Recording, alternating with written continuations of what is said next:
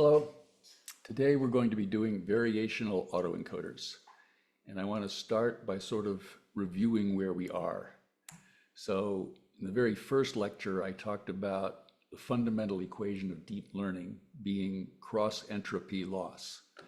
So in cross-entropy loss, we want to set the model parameters to minimize a cross-entropy, which is an expectation over drawing from a population of a negative log model probability.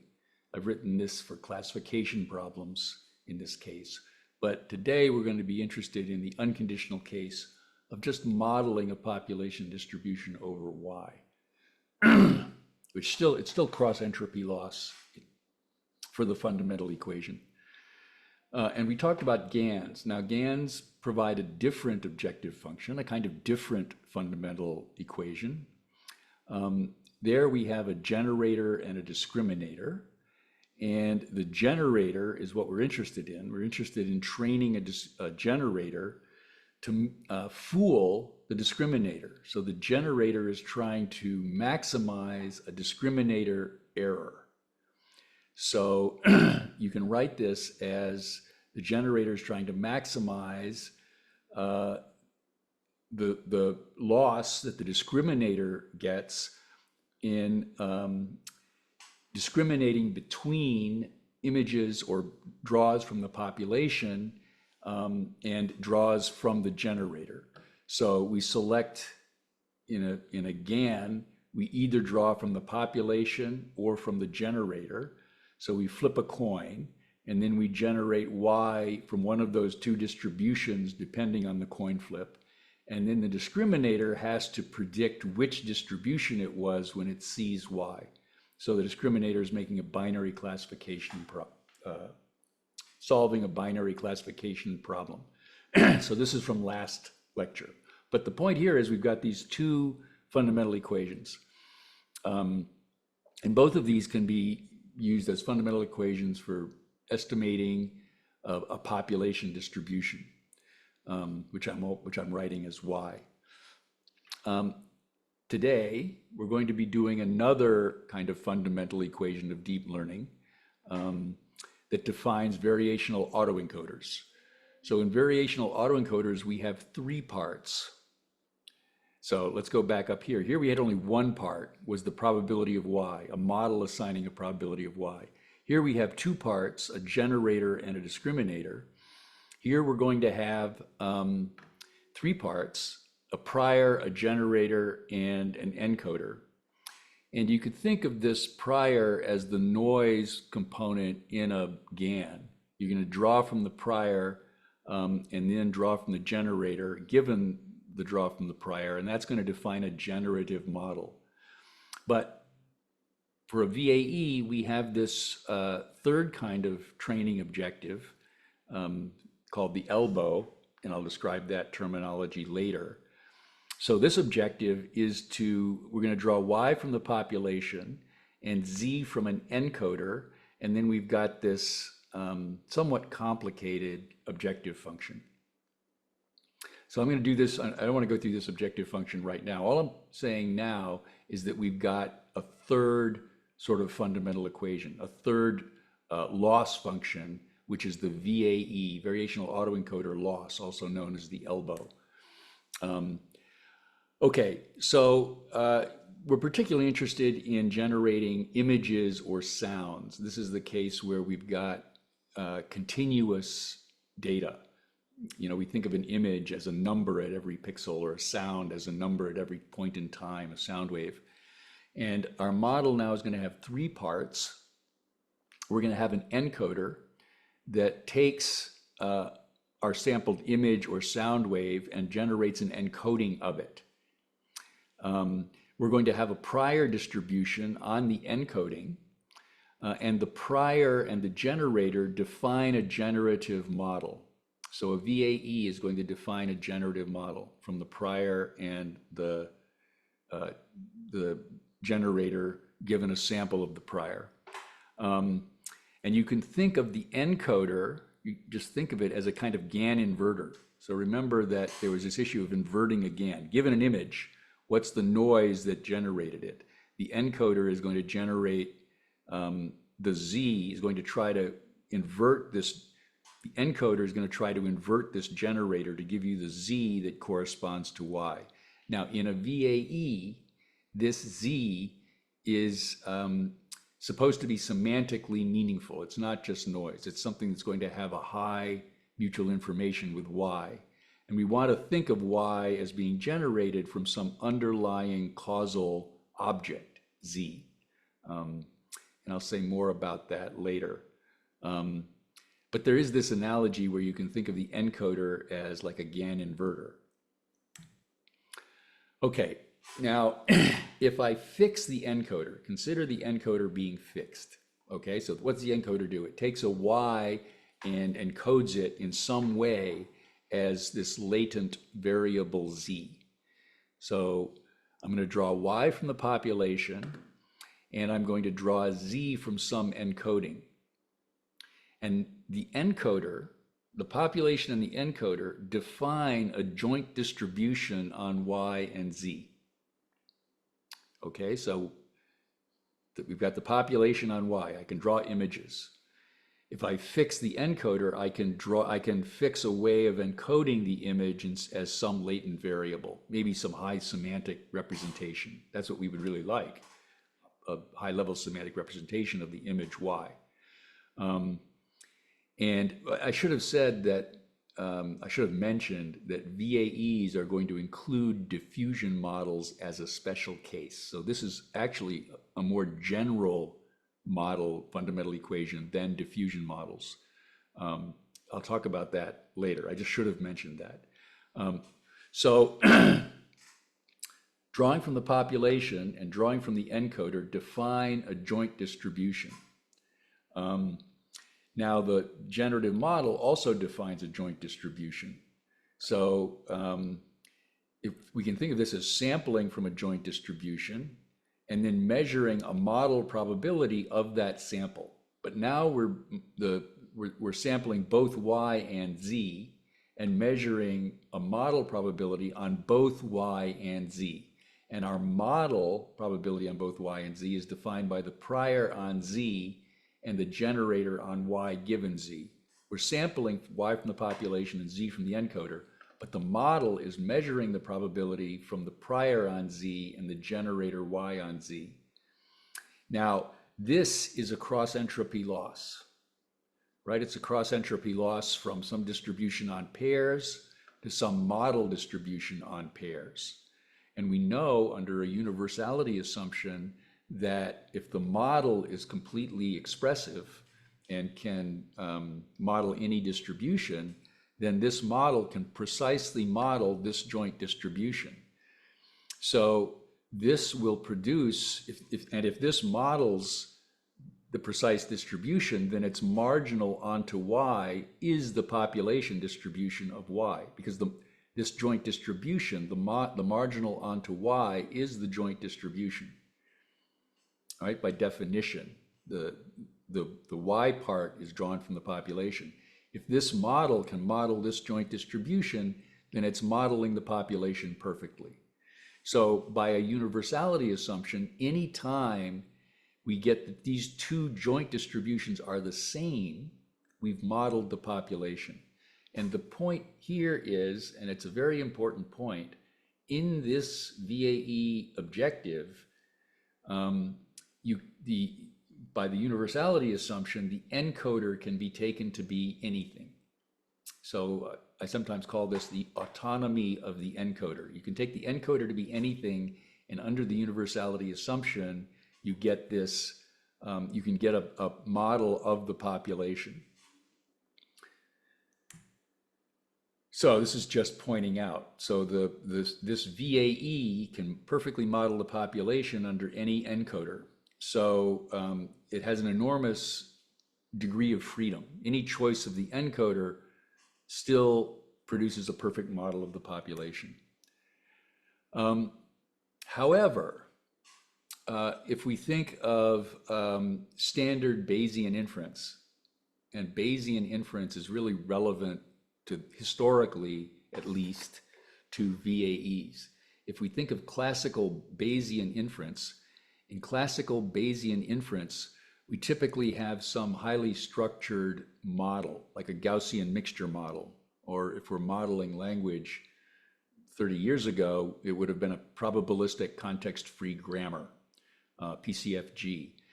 So if we take a standard statistical model, Gaussian mixture model or a PCFG, that model typically has far fewer parameters than a deep network. And so the universality assumption is very much not true. These old statistical models with small numbers of parameters are not going to be able to model an arbitrary distribution. The statistical modeler is sort of hoping that this model does model the distribution via some, high-level analytic reasoning about what the data looks like. But we're not going to get, the universality assumption is clearly wrong. And if the universality assumption is clearly wrong, then the encoder still matters, right? The encoder really has to adapt to the particular model that the prior and the generator correspond to. And in general, it's going to help if we can train the encoder. So we're going to look at objectives that'll also allow us to train the encoder, even though the universality assumption says the encoder can be arbitrary. So it turns out that this is the loss that includes the prior, the generator, and the encoder. And I'm going to give a derivation that this optimizing this loss will model the population. More specifically, it provides a bound on the entropy. So the important property we want of this loss, that's looking at all three at the same time, is that this provides an upper bound on the entropy of the population. So the fundamental equation, just simple cross entropy loss, is really motivated, this is sort of a review, it's motivated by the fact that the entropy of Y is upper bounded by the cross entropy loss. And the cross entropy loss, the lowest this can get is the entropy, and by making this the population distribution, it actually achieves its minimum under the universality assumption. So this equation, this inequality rather, is really the motivation for the cross entropy loss. And we're going to show that this inequality has a corresponding inequality for this ELBO loss, right? We're going to get that the entropy of the population is less than or equal to this objective, which is to draw Y from the population and Z from the encoder. That's the same distribution we were drawing from before, just now, but measuring this ELBO loss. And what we're going to prove is that this objective upper bounds the entropy, and furthermore can achieve that entropy when this model is perfect, can achieve this entropy under the universality assumption. So this really is another kind of fundamental equation, this ELBO loss. And VAEs were originally motivated by a Bayesian interpretation, and they grew out of something called variational Bayes. And I want to sort of review or go over the Bayesian interpretation. So we're going to have some model, like a Gaussian mixture model or a probabilistic context-free grammar. And that model is going to have a prior on the latent variable Z. It's a prior on hypothesis Z. So in a Gaussian mixture model, the latent variable is which class is each data point in, if you remember Gaussian mixture models. In a probabilistic context-free grammar, the latent variable is sort of the parse tree of the string, the tree that generates the data from the grammar. So we think of there being latent information. Let's say a parse tree of a string of words is Z. And we want to know the probability distribution over the parse trees given the string. So the latent or causal source given the data. So this is the probability of your generative source, your parse tree, given your observation. So this is the probability of the evidence. And the encoder is trying to model the probability of the latent variable, like the parse tree, given the sentence. This is the probability of the sentence given the parse tree. This is the probability of the parse tree given the sentence. And the Bayesian motivation is to train this inference algorithm. The inference algorithm wants to take the string and generate, or the sentence, and generate the parse tree. That's probably confusing. I like to be very abstract and just say Z is some abstract causal source of Y, some abstract variable. And we've got a probability of Y given Z, and we want to compute a probability of Z given Y. You can even go so far as to think of this as a GAN inverter, as an inverter of the generator. The generator is going to is defined by drawing Z from the prior and then generating Y, and this wants to be an inverter that predicts this Z from Y. So the Bayesian motivation is, this is viewed as a hypothesis, this is viewed as data. We want to get the probability distribution over the hypothesis given the data. And so here's the derivation of that, of the inequality. We have that the entropy of the population, the entropy of Y, is bounded by a cross entropy loss, where here I'm going to take the prior and the generator as defining a probability distribution on Y. So this is just a cross entropy loss. And so this cross entropy loss is going to be, under the universality assumption, is going to give us back the population distribution. So now I want to look at this model probability, right? So this is a cross entropy loss. I'm going to look at this model probability and give an inequality for it.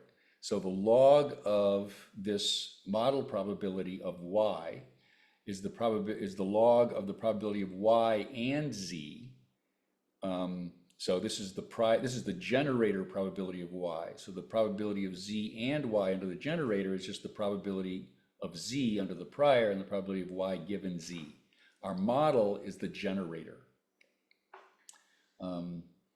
And so what we can do is we can take this probability, and this probability is defined for a Y, right? I've just taken the joint probability and divided by the probability of Z given Y. So this is the joint probability, which I can write as the probability of Y times the probability of Z given Y, and divide by the probability of Z given Y.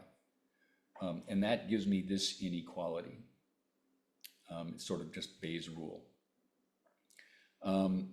Now I can take this and sample it under the sample Z under the expectation. This ratio is the same as taking this expectation, because this ratio does not depend on Z, right? This is just a probability of Y. So if I sample from Z and this doesn't depend on Z, this equality is preserved. But what I've done is I've sampled Z, but I've traded the denominator at the same time as I've introduced the sampling over Z. I've traded the denominator. I've replaced this denominator by this denominator, and I can correct for that by adding in a KL divergence.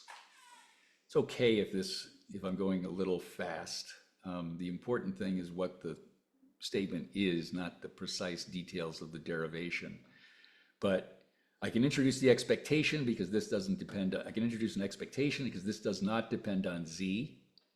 Then I can swap the denominator and write this as this original expression where I've replaced the denominator times the ratio of the two.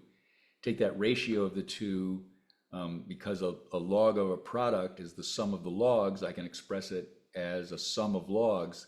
That second term becomes a KL divergence.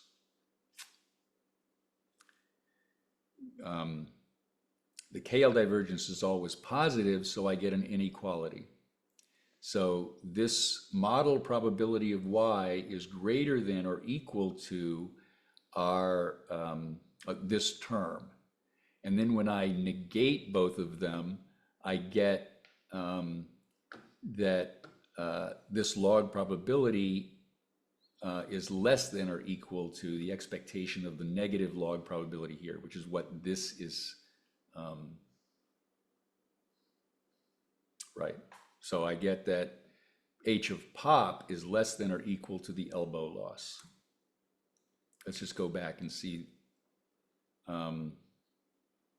I get this equation, right? This is what I wanted to derive, that the entropy of the population is less than or equal to this ELBO loss measure. This is a technical point that is worth noting. If you've taken a course in sort of old school machine learning, you've probably seen expectation maximization, EM, the EM algorithm. And the EM algorithm is a special case of the ELBO loss, where we alternate optimizations. So here's the VAE objective, right? This is just the objective. It's trying to train this generator model. This is what we just did. The VAE objective is trying to train the generator model to model the joint distribution defined by drawing Y from the population and Z from an encoder. What EM does is it alternates fixing the encoder and training the prior and the generator. Now, under a universality assumption, any fixed encoder, we would get a perfect model of the population if we had a perfect model of the prior and generator. So the prior and generator can model a population for any encoder. But if you have a statistical model, like a Gaussian mixture model or a probabilistic context-free grammar, even when you optimize this, it's not going to be a perfect model of the population because the statistical model is so constrained. So then you really have to train the encoder. So what you do is you fix the encoder, you train the prior and the generator, and in many statistical models, such as Gaussian mixture models or PCFGs, if you fix the encoder, you get a closed form solution for the prior and the generator. So what we do in EM is we have an E step, which is to perfectly train the encoder. This is figuring out the optimal Z for the probability distribution over the parse trees given Y. That's the E step. You can think of that as training the encoder perfectly, but you're going to do that, training the encoder perfectly under a given fixed prior and generator. Then you hold this fixed and update the prior and the generator in an M step. So EM is a special case of alternating optimization of the VAE ELBO. Okay, there's another phrase that it's important to know, and that's called posterior collapse. So the encoder under the Bayesian interpretation is trying to give you a posterior distribution of your underlying semantics, Z, your causal source of Y. That's called the posterior. So the Bayesian interpretation is that you want to train the encoder to do inference, to infer this latent representation, like the grammar or the partition of the data into groups. But we've already argued that for any encoder, the prior and the generator can model it under the universality assumption, could model it perfectly.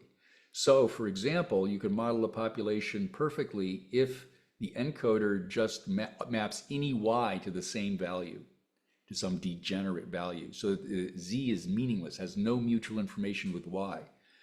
So under the universality assumption, you can get a perfect model of the data, even if the encoder is not preserving any information about Y. It can take Y to pure noise, or it can take Y to a single value. And in principle, a good model, a good prior and generator model, can model that distribution exactly. So that's called posterior collapse. The sort of degrees of freedom in this model. The model is optimized whenever these two joint distributions agree. And that means that there's no guarantee that Z carries mutual information with Y. And that's called posterior collapse. This posterior inference is collapsing. And this happens often, particularly in language models, when you try to construct a latent model distribution of language.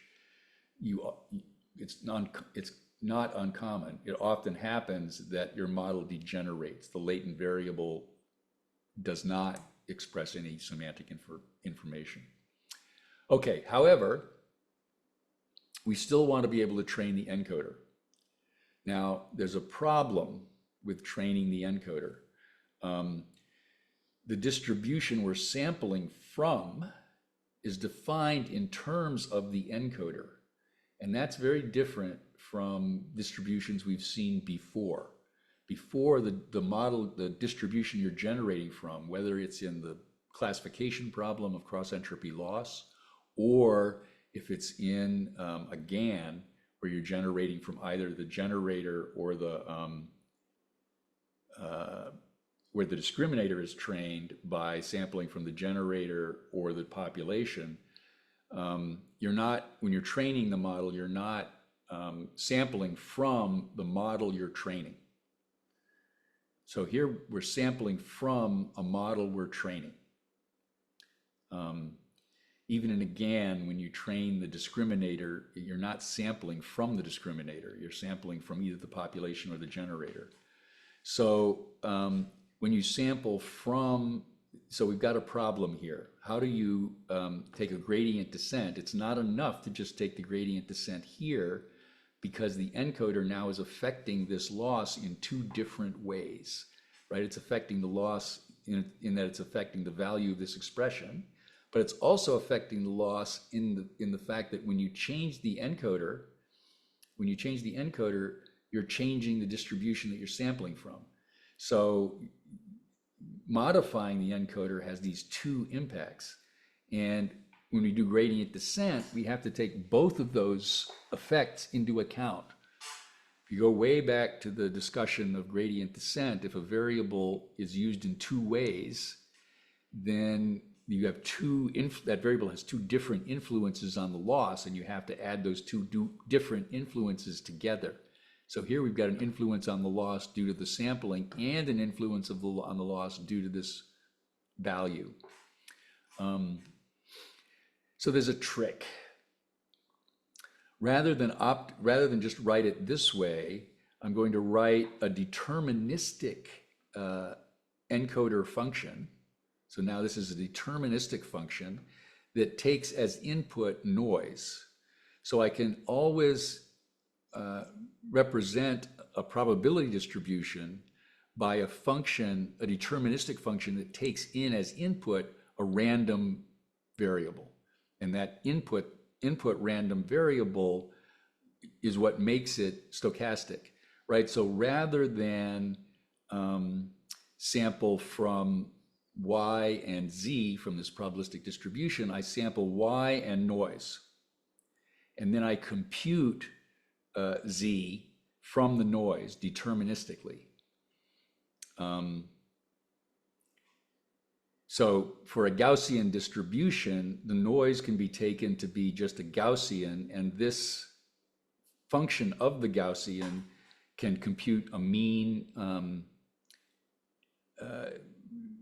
can take this noise and shape it into an arbitrary Gaussian shape by taking the noise and adding a mean and a variance, a trainable variance to that noise.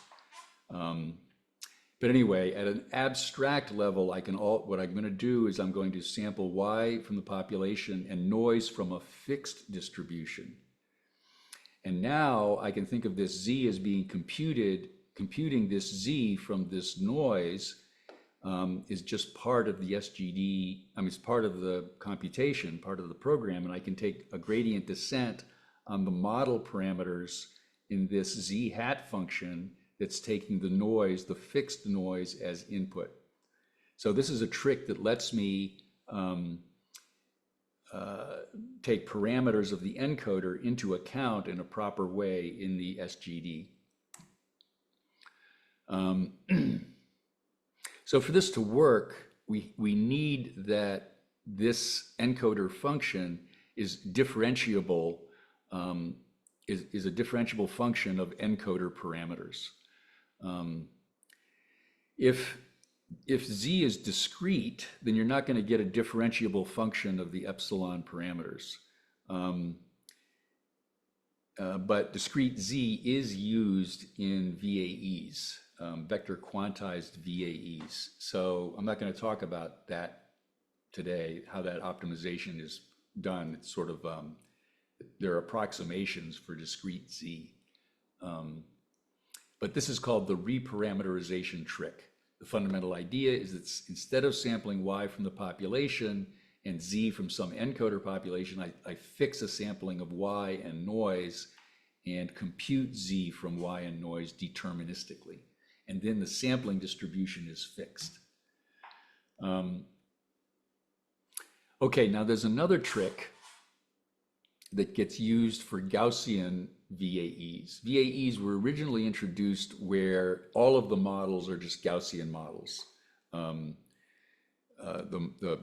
latent variable is Gaussian noise, and the image itself is a Gaussian, you generate an image and then you consider a Gaussian noise around the pixels of that image. So anyway, if all of your models are Gaussian, then there's a trick you can do.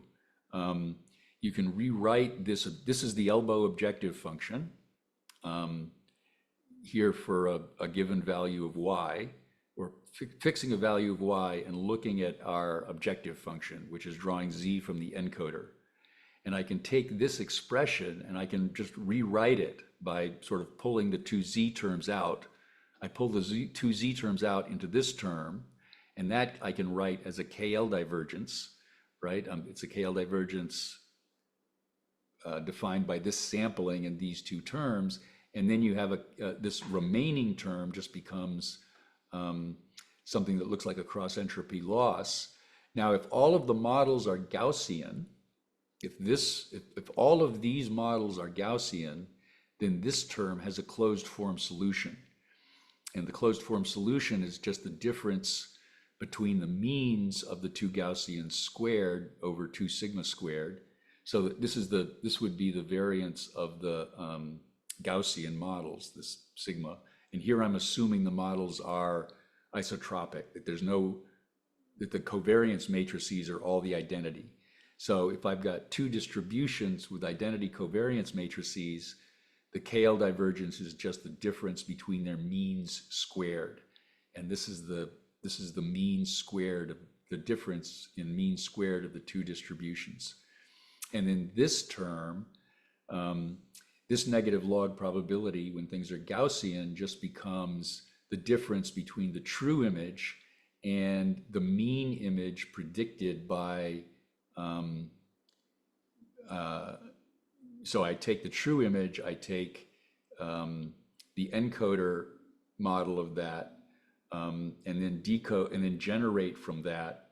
So this is my my prediction for y given z is also Gaussian. And if everything is isotropic, again, I get a difference between means, where this is the mean predicted by the model from z, the generator model from z. So the point here is you get a closed form solution as a function of y, and you can avoid generating z. You avoid sampling noise.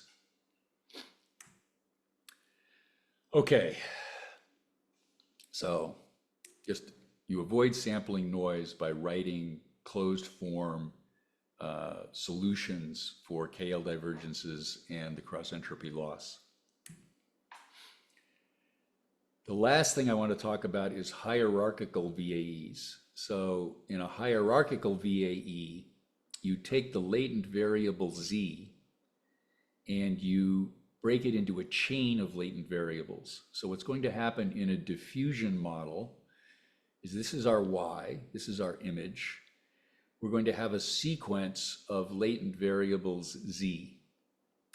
And this sequence of latent variables Z, we have an encoder that's simply generating this sequence and a decoder that's inverting the sequence.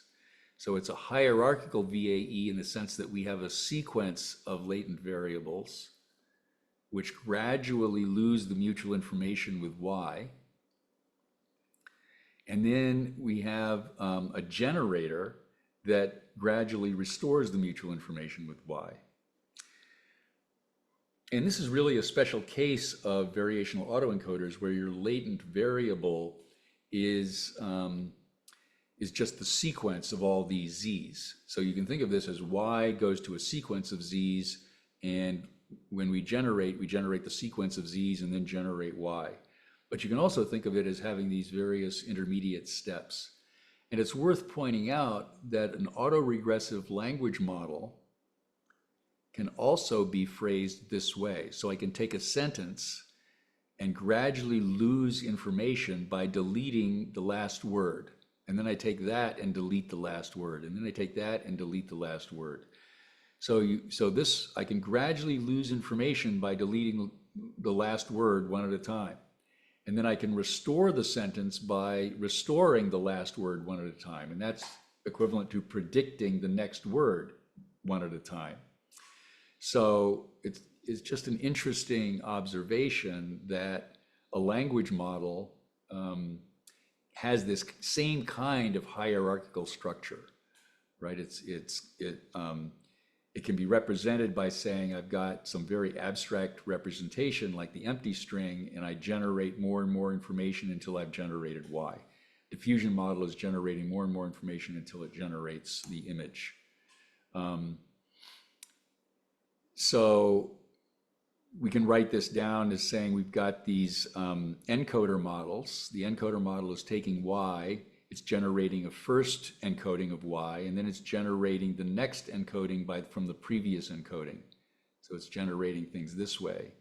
And then the generator just inverts that process. It samples from the last version, and then it generates the previous latent variable continues to generate the previous latent variable until it gets all the way back to generating Y. And you can write, so this is just saying the same thing, a hierarchical VAE. You can write the ELBO for the hierarchical VAE. This is just writing the ELBO. This is the joint distribution of Y and all the Z's divided by the distribution of the Z's given Y. And I can take this expression, this is just the ELBO expressed in terms of this sequence of latent variables. Well, this is an exact calculation. This is the ELBO form where I've replaced I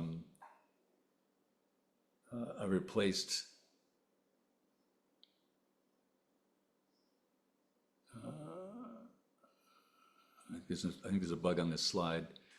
Anyway, this is the ELBO form, and you can take the ELBO form and decompose it into this sum of terms. And we're going to be doing diffusion models in sort of great detail next time. But this is a fundamental equation in diffusion models. In diffusion models, these Z's are noisy versions of